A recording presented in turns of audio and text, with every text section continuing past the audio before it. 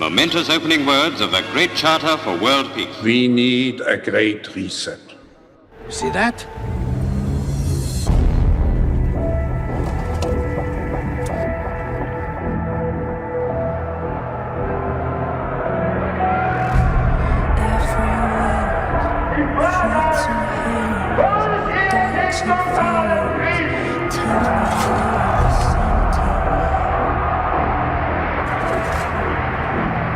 Yeah, it was an intense experience. You know, I just did the work. Watched a lot of retarded people. Spent time with them, observed them. Watched all the retarded stuff they did. Then again, I always found mere observation in and of itself is a tad rudimentary. Sometimes we got to dig deeper to mine the true emotional paper. Thus we can diagram the source of the pain and then live it. You know. Yeah, live it. Yeah, exactly. You know, there were times when I was doing research that I actually felt retarded, like really retarded. I mean, I brushed my teeth retarded, I rode bus retarded. Damn, trying to come back from that. In a weird way, it was almost like I had to sort of fool my mind into believing that it wasn't retarded. And by the end of the whole thing, I was like, wait a minute, you know? I flushed so much out, how am I gonna jumpstart it up again? It's just like... Yeah, right? You was farting in bathtubs and laughing your ass off. Yeah. Our world faces a common enemy. We are at war with a virus. COVID-19 is killing people as well as attacking the real economy at its core: trade, supply chains, businesses, jobs. Entire countries and cities are in lockdown. Borders are closing.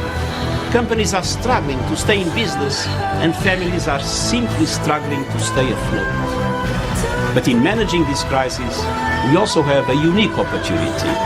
You never want a serious crisis to go to waste. And what I mean by that, it's an opportunity to do things that you think you could not do before. If you confront chaos and the unknown using truthful speech, then the order that you produce is good. Quarantine. You know the cholera? Yes, Mother. You've seen the signs on the houses where the coloureds live? Yes, Mother. You know the typhus? I do, Mother. You know what they can do to you? Yes, Mother. You are not safe. Quarantine. Q. U. A. R. A. N. T. I. N. E. Quarantine. Wait, honey. You can't move. You can't move. You're safe here. You're in the germ-free zone now. You understand? I'll take my chances. This is about shaping the trajectory of our planet, being that credible, neutral platform that is trusted to bring these stakeholders together and provide them guidance that they're willing to implement. Valuing equally that lots of different people might have a contribution to give. Because it often is some of those sort of rare ideas that are coming from an unexpected place that happen to be the game changers.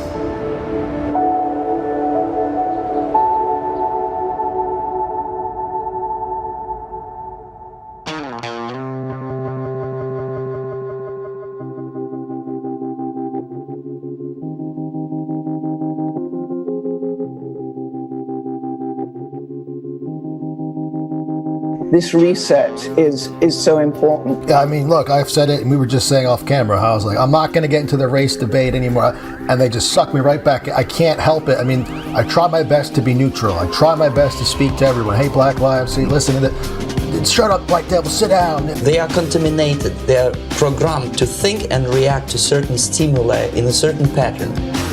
You cannot change their mind, even if you expose them to authentic information. It's like you just can't. There's so much hatred that's been fomented. There's no more facts, no more truth. A person who was demoralized is unable to assess true information, the facts tell nothing to him. It doesn't matter if there's people, if George Floyd was on fentanyl or not, or he got a heart attack, or he was killed or wasn't killed, or if we went to the moon or didn't go to the moon. Nothing matters anymore. In other words, these people, the process of demoralization is complete and irreversible. People have their agendas. They just want to destroy the West. And I myself, I've been beating myself down like, oh man, we're so screwed. Like I said, let the asteroid hit us, reverse, let's just reset. But even that's part of it, to lose that patriotism. Despite of the abundance of information, no one is able to come to sensible conclusions in the interests of defending themselves, their families, their community, and their country. Like, I just give up and maybe someone else will save us. And this is something alt-right people were doing for a while now. And there's a lot of agents, I believe, and you would probably bring it up too, that are promoting this kind of what you would say _Duginist mentality. That's the tragic of the situation of demoralization. Today, it's the beginning of a global mobilization effort. What should be the principles that underlie the reshaping of a new and better global economic system? We're really looking at the Chinese economy as possibly providing the world with an engine forward out of the pandemic. What is it that would make it so that history would look at this crisis as the great opportunity for reset? The reset. The great reset. The great reset. The great reset. The great reset. The great reset. The great reset. The great reset. We need a great reset. What's your opinion with the Davos group pushing for the global reset? That's something Adam can answer, because I don't know what the hell the Davos group is. Jamie, pull up Davos. What is Davos?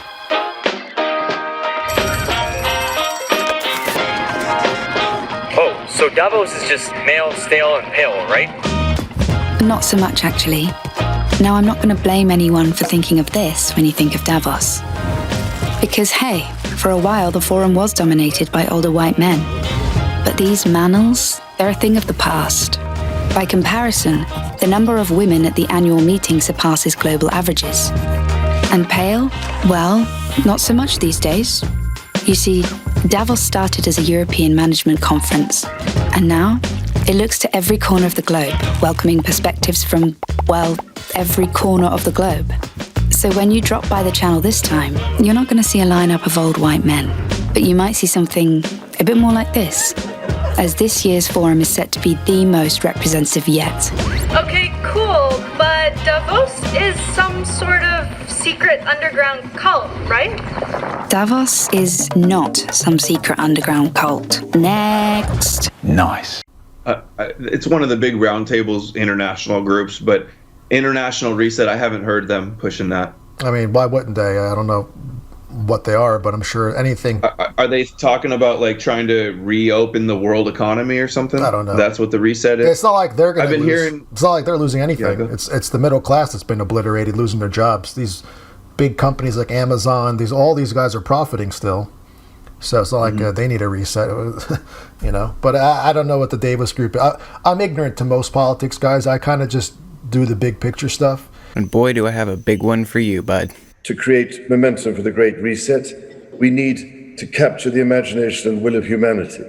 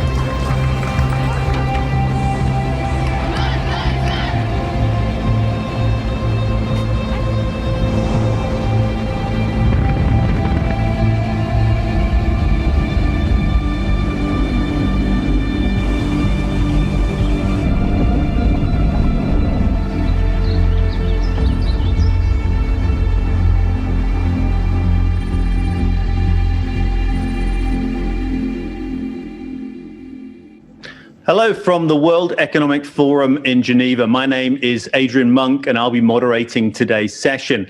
Welcome to this virtual meeting, which has brought together leaders and stakeholders from across the global community for our COVID action platform.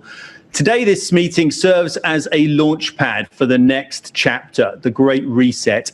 We have contributions from His Royal Highness, the Prince of Wales, from UN Secretary General Antonio Guterres, from IMF Managing Director Kristalina Georgieva, and from many more in the next hour and a quarter. But to get us underway, let's hear from the forum's executive chairman and founder, Professor Klaus Schwab. Thank you, Adrian. Ja, und thank you, Klaus. Damen und Herren, herzlich willkommen hier in Davos. If you go back 50 years to the time when the forum was conceived, the whole idea was to make the multi-stakeholder concept come alive. The world has become so interdependent that entrepreneurs everywhere in the world depend each on another. If you look at the history of the forum, it's really been defining systems thinking. For example, the Gavi Vaccine Alliance. It took bringing all these great minds with resources together to say, what can we do about this? Today we're announcing that we'll spend over $10 billion over this next decade on vaccines. It is obvious that we are in the midst of the most severe crisis the world has experienced since World War II. 75 years ago, my American grandfather was bombing the absolute living shit out of my German grandmother. And then the New World Order 2.0 was unveiled. A history-making moment as Lord Halifax calls for a standing vote on the approval of the Charter of International Organization. And the heads of the 50 United Nations delegations rise to be counted. The vote is unanimous. First to sign is China, the first nation that suffered Axis aggression. Dr. 𝐵𝒖𝒕𝒖𝒓𝒆 signs with a traditional Chinese brush. Countries and people came together to shape the post-war global order, which brought us decades of peace, increased global cooperation and prosperity to hundreds of millions of people around the world. The COVID-19 crisis has shown us that our old systems are not fit anymore for the 21st century. Even though you guys had years of dress rehearsals before it happened? I don't know, I kind of feel like that's on you, homie. It has laid bare the fundamental lack of social cohesion, fairness, inclusion, and equality. Now is the historical moment, the time, not only to fight severe virus, but to shape the system for the need for the post-corona era. We have a choice to remain passive, which would lead to the amplification of many of the trends we see today. Polarization, nationalism, racism, Bolshevism, ultra-Zionism, anti-intellectualism, and ultimately increased social unrest and conflicts. But we have another choice. We can build a new social contract. In short, we need a great reset. We have to mobilize all constituents of our global society to work together. Nein. We must not miss this unique window of opportunity. Now we have the very special message from the United Nations Secretary General Antonio Guterres. Your Royal Highness, Professor Schwab, distinguished participants, ladies and gentlemen, I send you my warmest greetings and best wishes on the launch of the Great Reset. The COVID-19 pandemic is causing enormous human suffering and economic hardship. A microscopic virus has closed down entire countries and economies. In doing so, it has exposed the fragility that characterizes much of our world. But this fragility is not confined to health systems. Runaway climate change, unsustainable levels of inequality, and the lawlessness of cyberspace are all warning signs that we must heed. The Great Reset is a welcome recognition that this human tragedy must be a wake-up call. As you rightly say, it is imperative that we reimagine, rebuild, redesign, reinvigorate, and rebalance our world. Let me say I'm honored and absolutely delighted to have this opportunity to invite His Royal Highness the Prince of Wales to give his perspectives on why this reset is so important. These are unprecedented times. Every person on the planet has been impacted by the coronavirus pandemic. Our world came to a standstill, and it became clear that we did not have the answer or the mechanisms to address such an unprecedented global threat. The threats posed by this dreadful pandemic came upon us suddenly with very little warning. The threat of climate change has been more gradual, but its devastating reality for many people and their livelihoods around the world, and its ever greater potential to disrupt, surpasses even that of COVID-19. In addition to COVID-19, over the last few decades, we have seen bird flu, swine flu, Ebola, MERS, SARS, which are all zoonotic diseases originating in animals. More than half of all pathogens affecting humans come from animals. If we look at the planet as if it were a patient, we can see that our activities have been damaging her immune system, and she has been struggling to function and thrive due to the strain we have put on her vital organs. We have a golden opportunity to seize something good from this crisis. Its unprecedented shockwaves may well make people more receptive to big visions of change, and global crises like pandemics and climate change know no borders and highlight just how interdependent we are as one people sharing one planet. We need only look to the United Nations Secretary General, to the IMF, the EU, the Petersburg Climate Dialogue, the Canadian government, the COP26 Universities Network, and business leaders around the world to see this. Those are definitely all organizations I trust to take care of all the world's problems. And as we move from rescue to recovery, therefore, we have a unique but rapidly shrinking window of opportunity to learn lessons and reset ourselves on a more sustainable path.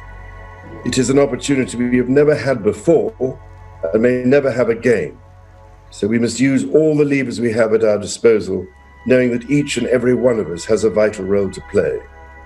Unless we take the action necessary and we build again in a greener and more sustainable and more inclusive way, then we will end up having more and more pandemics and more disasters from ever accelerating global warming and climate change. Are you threatening me?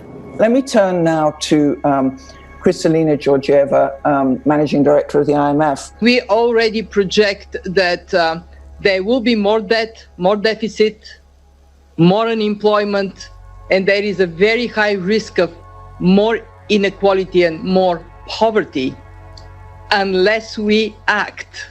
And that takes me to what is it that would make it so that history would look at this crisis as the great opportunity for reset.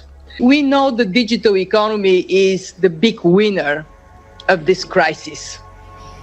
But if we allow it to drive further division in our world, in other words, countries and communities to fall further behind, then it is going to bring more pain than gain for the future. So it is critical, and we at the fund work with others to use investments that are going to be supported by institutions like mine, by the World Bank and others, to shrink the digital divide. And also we need to think of how we are going to use the benefits of rapid growth in digital, where profitability is jumping up, to build more of a sharing of these benefits across our societies. Oh no, kind of sounds like communism to me, bro. Hey yo, is that why you're rocking the red jacket today? And that takes me to my third and I think most important point of a fairer world. Show me how you want it to be. Tell me, baby, 'cause I need to know now. We know that this pandemic is, if left on its own devices, is going to deepen inequality. That has happened in prior cases of pandemic. But if we were to concentrate on investing in people, in the social fabric of our societies, in access to opportunities to education to all, in the expansion of social programs, so we take care of the most vulnerable people, then we can have a world that is a better world for all. And I want to conclude with an example from the past. Эта старая крепостническая темнота проходит. Народ становится зрячим. Не евреи враги трудящих, враги рабочих, капиталисты всех стран. And my institution was created exactly in this time. So we now have to step up, use all the strength we have. In the case of the IMF, $1 trillion lending capacity and tremendous engagement on the policy side to turn a page, to have that history be about the great reset, not about the great reversal. And I want to say it loud and clear, the best memorial we can build for those who lost their lives to the pandemic is that greener, smarter, fairer world. Said the lady from the IMF. Ajay Banga of MasterCard, Chief Executive Officer of MasterCard. Ajay, what do we need to see from a business perspective to address this pressing social and economic need for change that this pandemic has really laid bare? So first of all, thank you for having me, and thank you for creating the opportunity for this dialogue. Hey, yo, I'm gonna stop you right there real quick and share with you a little report I did on your company recently.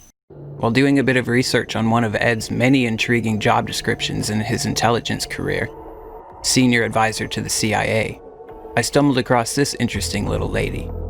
This is Jeanne, the former deputy director of the CIA, where she worked for decades as an early pioneer of their cyber programs. She also served as the CIA's chief information officer, oversaw their migration to Amazon's cloud platform, as well as oversaw the agency's global information technology infrastructure and corporate applications portfolio. What is the CIA's corporate applications portfolio? That sounds interesting. As of November 2017, she works as a senior advisor for cybersecurity to MasterCard. In addition to CyberSec, she's also involved in MasterCard's public policy initiatives. Found it kind of interesting how the timing very much lines up with when MasterCard, along with PayPal, Patreon, Visa, Chase Bank, Citibank, AdSense, and other financial institutions, began openly weaponizing finance to silence political opposition and dissent. November of 2017 was a busy month for Jeanne. In addition to MasterCard, she also joined the newly created advisory board of Peraton, formerly the Harris Corporation, which was acquired by Veritas Capital in April of 2017. This new advisory board is comprised of government technology executives. Peraton's CEO, Stu Shea, announced that Jeanne's strategic guidance will work to drive the company's support of sensitive missions in the defense and intelligence communities. At Peraton, our mission is critical: to protect and promote freedom around the world.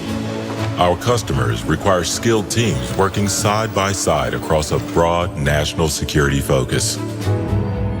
We have an enduring commitment to our customers' mission in space, intelligence, cyber SIGINT, defense, homeland security, electronic warfare, and communications. Our experienced team supports a strong foundation. So, we have a self-proclaimed proud-to-be career spook from the highest levels of the CIA, helping to shape public policy of a massive global financial institution during the unveiling of their financial censorship program, all while also sitting on the board of a massive defense and intelligence contractor, which among other things is admittedly engaged in information warfare, as well as apparently colonizing other planets. Understanding how to advance humanity's future. Focus on space, nigga. The United States of space. because I ain't stopping at the moon. Write this down. M-A-R-S, Mars, bitches. Mars. Red rocks. Yay, yay! It's amazing what you can learn about in just a few minutes while watching Hollywood propaganda and browsing Google. Seriously, I haven't even properly researched Miss Jan or the link between MasterCard and the agencies. I learned all of this in about 45 minutes by simply clicking through mainstream sources. Imagine what could be dug up in a week. Alright, so what were you saying? You know, I've been saying for a while that the world's problems fit on three sides of a triangle. That's the prism you should look through. We just talked about them. It's one versus many, man versus nature, and the unfortunate foundation is long-term versus short-term. We just walked through all of those in what we just heard from His Royal Highness Kristalina and from Klaus. The pandemic has exacerbated one angle of that. I think no doubt has contributed to the very unfortunate circumstances in America right now, around our country, of the riots that you're seeing. You know, as a company, we made a commitment, Adrian, some years ago to go after 500 million people to be brought in for financial inclusion by 2020. We did that, and now we've upped it to 1 billion and added that we will bring in 50 million micro SMEs and 25 million women entrepreneurs, all part of that one versus many side of the triangle. The other one, the one about the climate and the man versus nature, we aren't directly as impactful on nature. We tried to use our presence with consumers to say, what is it consumers understand? They don't understand carbon credits, but they understand the planting of trees. Nigga, did you just assume my intelligence? And so we said we plant 100 million trees by incentivizing consumers to behave in certain ways. Take the tube in London, not a taxi, as an example. There is not enough money in government or philanthropy to make it possible to deal with the three sides of this triangle. You need private sector capital, private sector ingenuity, private sector technology, and private sector capabilities to come to the party. We have to make it part of our business model, which were those two examples I gave you of inclusion and climate. Second, learning. You need enormous trust between the private sector and the public sector for this to actually work. That trust is hard to come by. Maybe that's because your organization is crawling with high-level CIA agents.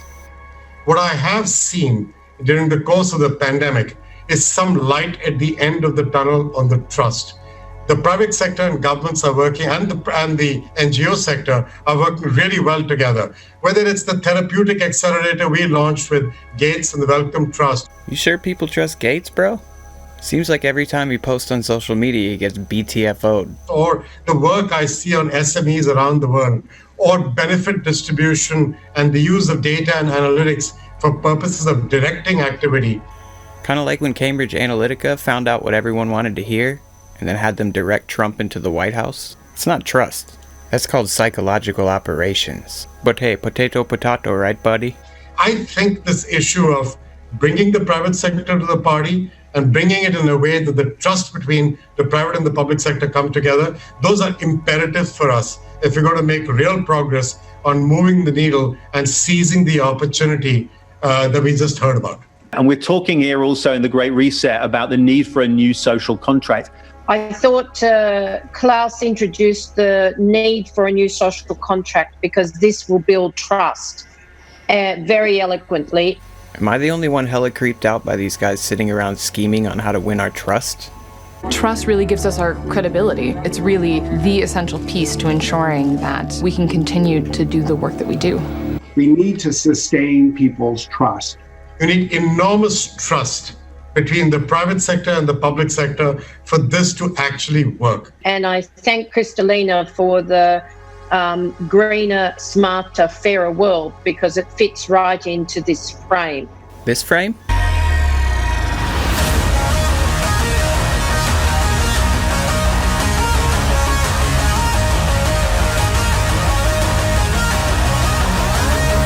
COVID-19 has starkly exposed the existing fault lines in our world. We had already income inequality that was fueling income race, gender inequality. It was about despair. It was about anger. It was resulting in a distrust even of our democracies, even of each other, I should say. And of course, you're seeing some of that anger spill over now around racial injustice. Before and again, it will come on income injustice. And of course, progress for women has stalled everywhere. We have a climate emergency, which we can't walk away from. There's no doubt that the very survival of the human race requires us to act.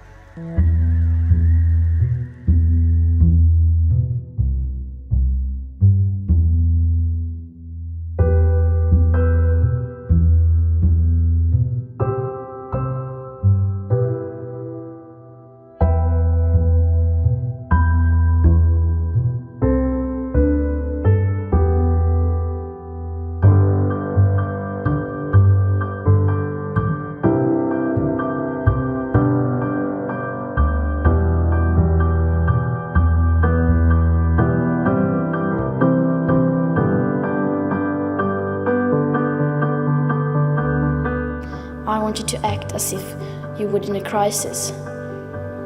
I wanted to act as if the house was on fire, because it is.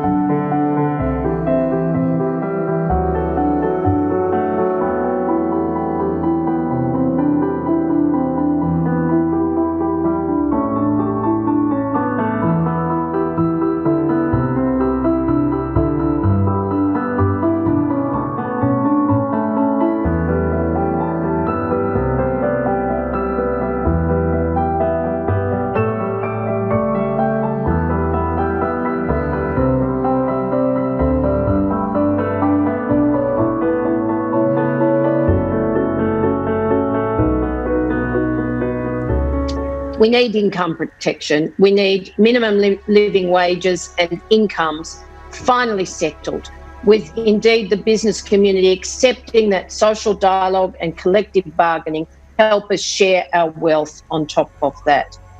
I want to turn to a young Uruguayan entrepreneur, founder and CEO of a company called ChipSafer, and also one of the forum's young global leaders, Victoria Alonso Perez. Victoria, can you just give us a sense of what this great reset means for younger generations and how this process can give them a voice? I believe that right now we are at an evolutionary point in our society. The word evolution would imply that this process is natural, not schemed up and psyoped into existence by central bankers. We have seen how the young generation is raising awareness and speaking up, and that is super important. I'm super serial. Because it gives awareness about the global challenges that the world is facing right now. And I think that we need to leverage on that. There's a much more concentrated effort to make sure that we're bringing in the voices of the next generation of business leaders, societal leaders, government leaders. We need to not underestimate the power that this youth has. And then also have more social entrepreneurs, innovators, people that can really tackle those challenges with the appropriate solution. And I think that the younger generation is great for that because they are full of passion and they are seeing what the problems are and finding how to solve them. And we are, I mean, my generation is also very connected.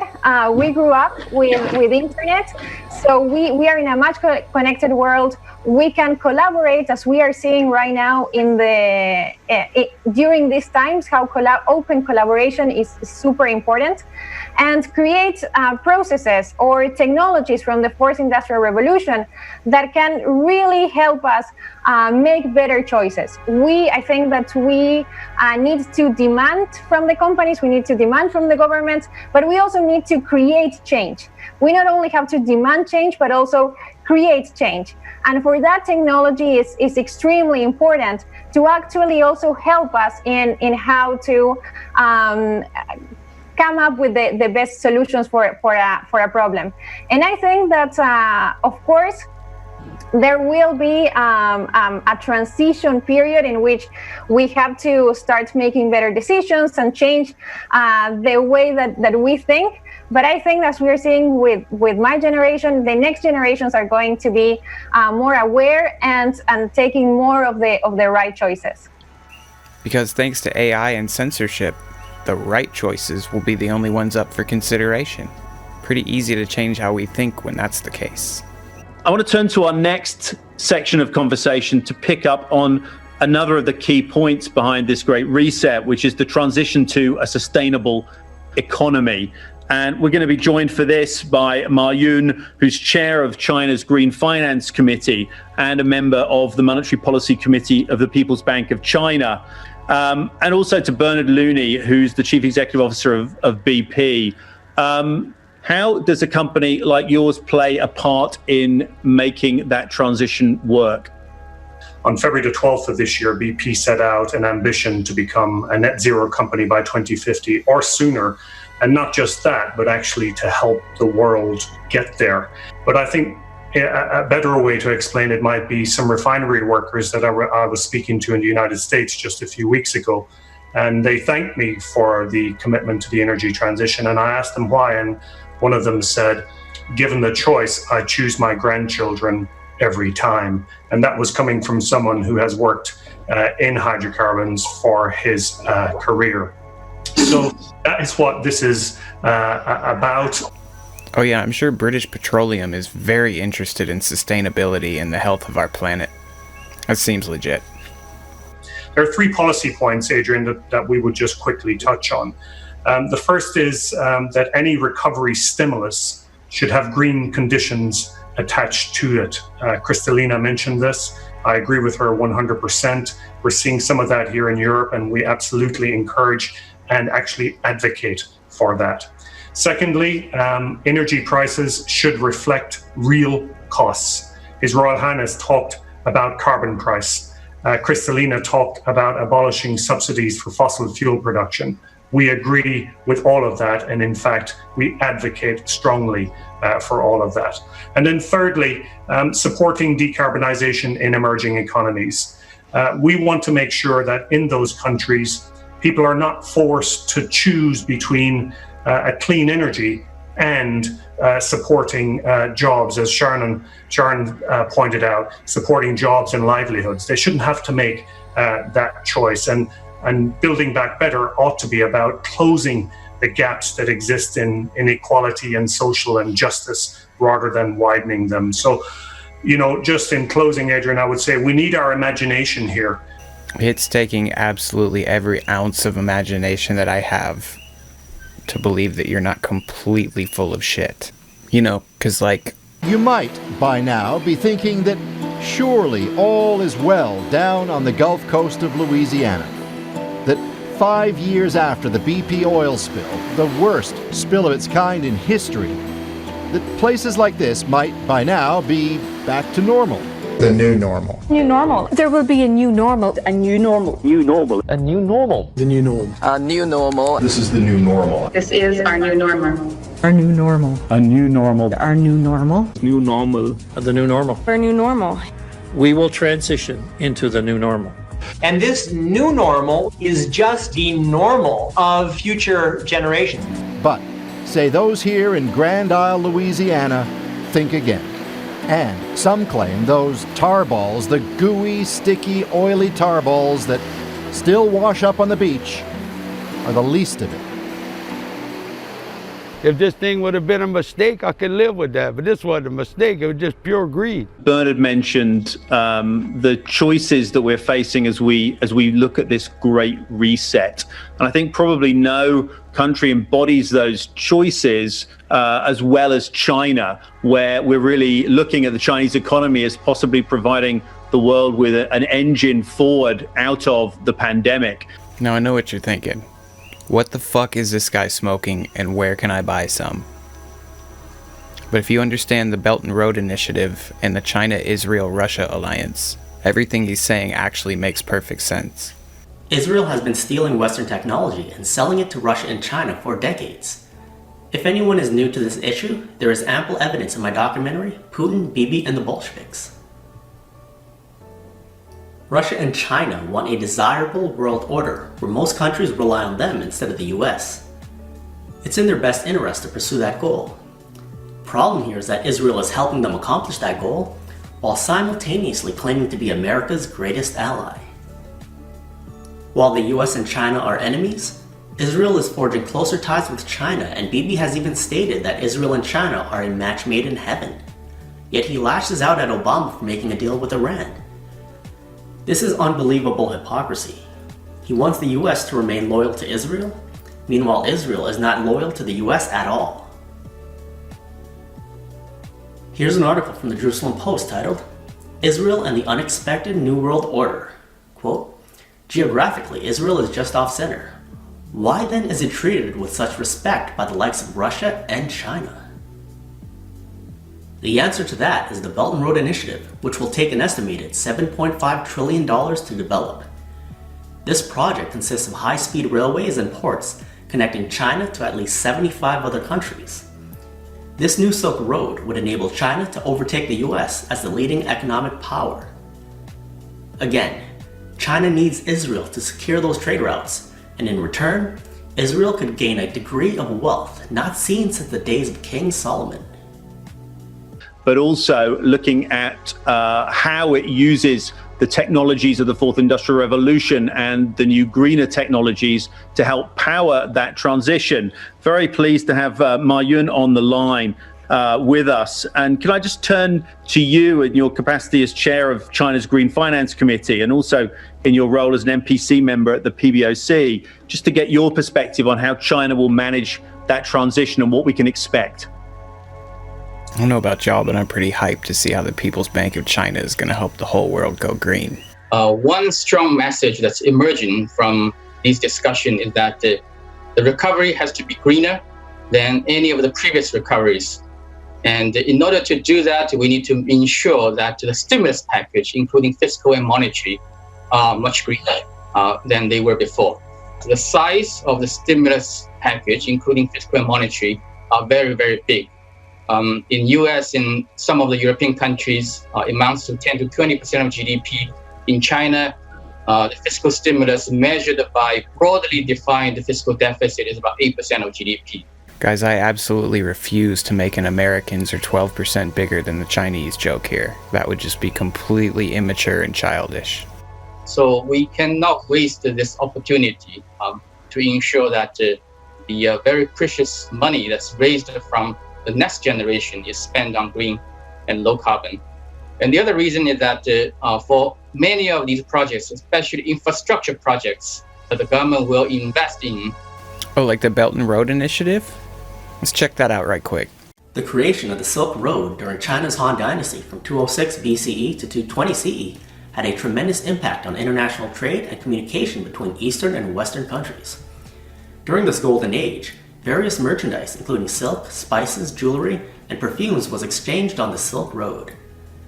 Having begun to settle alongside this mercantile set of roads, Jewish traders were at the forefront of such activity.